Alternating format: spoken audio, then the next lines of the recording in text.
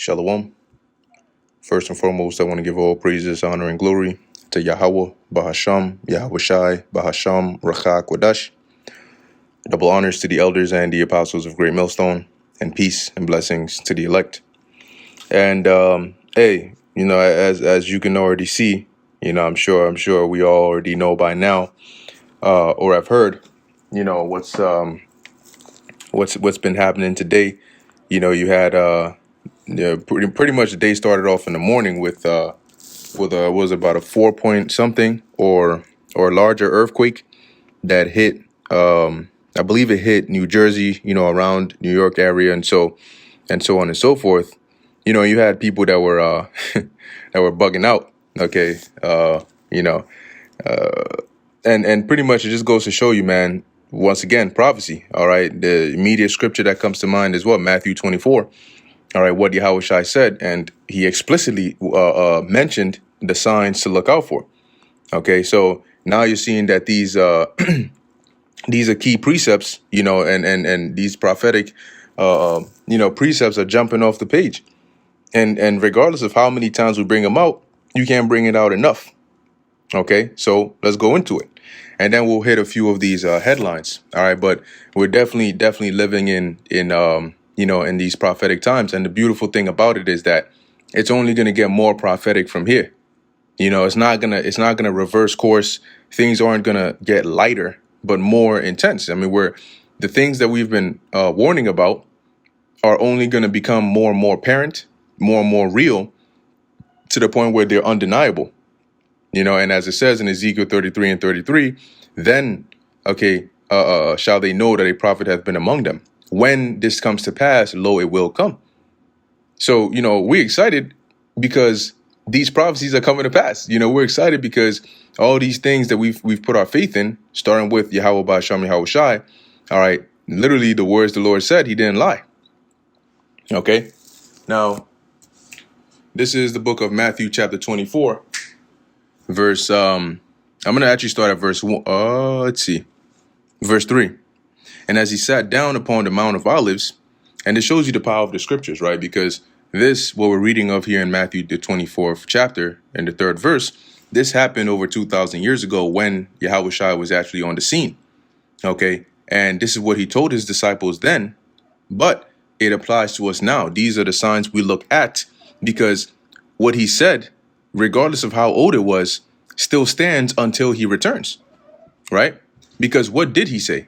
Well, let's read it.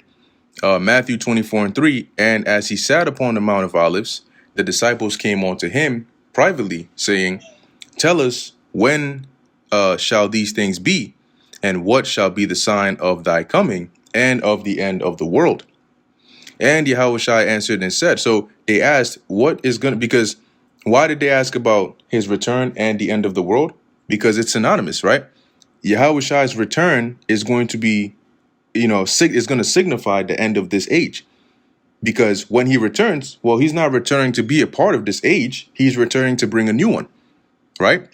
So his return, the signs of his return are synonymous with the signs of the end of the world. And just as they asked that, verse 4, and he answered, right? And Yahweh Shai answered and said unto them, take heed that no man deceive you. For many shall come in my name, saying, I am anointed, and shall deceive many. And then he goes, that which was one of the signs, but verse 6 goes into more, obvious ones, right? It says, and ye shall hear of wars and rumors of wars, which we're hearing now. Just today, the U.S., I saw a breaking news notification that was saying that the U.S. is preparing for a possible attack from Iran on U.S. U.S. interests amidst this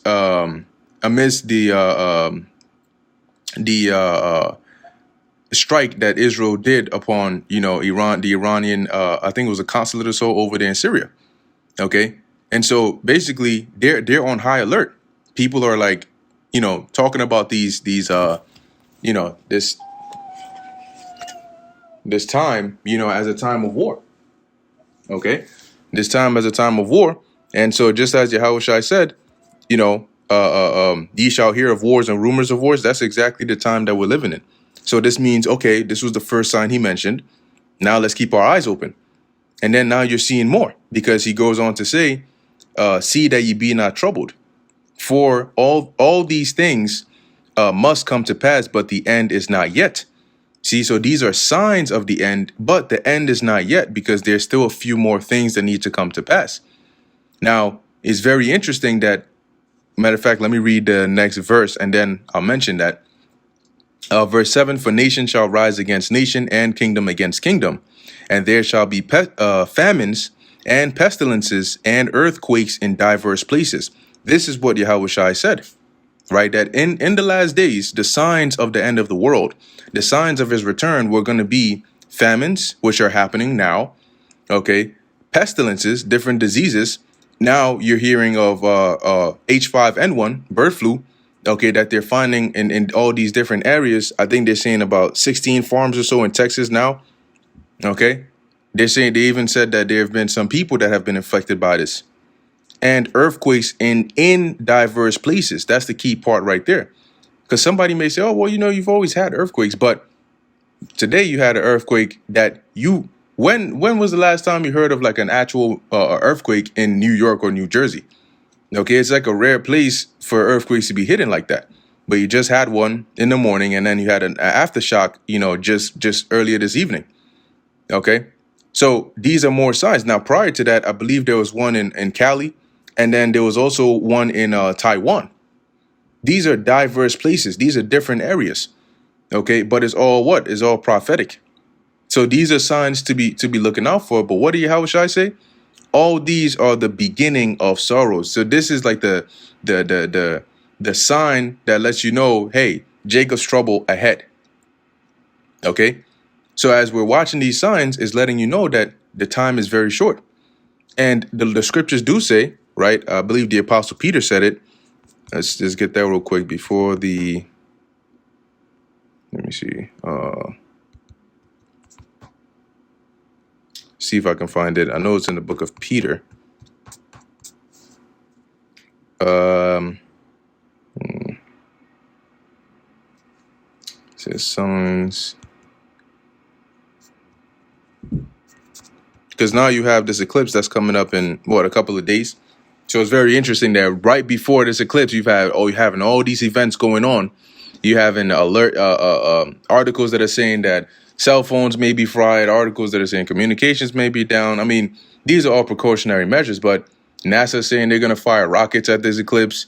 They're going to turn on CERN. All these things are going on.